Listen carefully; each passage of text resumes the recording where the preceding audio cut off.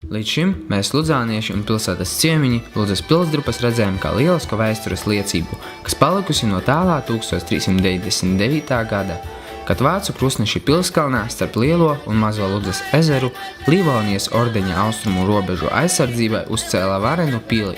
Līdz mūsdienām saglabājušās pilsdrupas liek tikai nojaust to, cik pils ir bijusi varena. Tagad tas ir mainījies.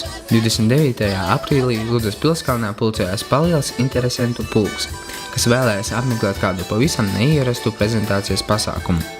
Ludzas Pilskalnā tika atklāts unikāls vēstures rekonstrukcijas projekts. Projekta tapšanā atbalstu sniegusi Latgales reģiona attīstības aģentūra un Ludzas pilsētas dome.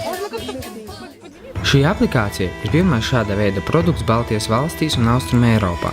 Aplikācija ļauj ar planšetdatora palīdzību ieskatīties vairākus simtus gadus senā pagātnē, iztaigāt Ludzas Livonijas ordeņa pili gan ārēji, gan iekšēji.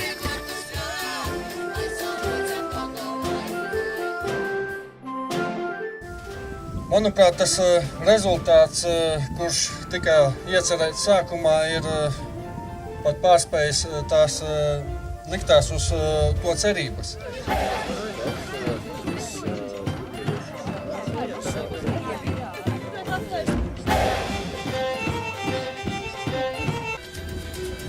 Mēs apzināmies, Ludze ir senākā Latvijas pilsēta, kurā sadzīvo viss senais ar visu jauno.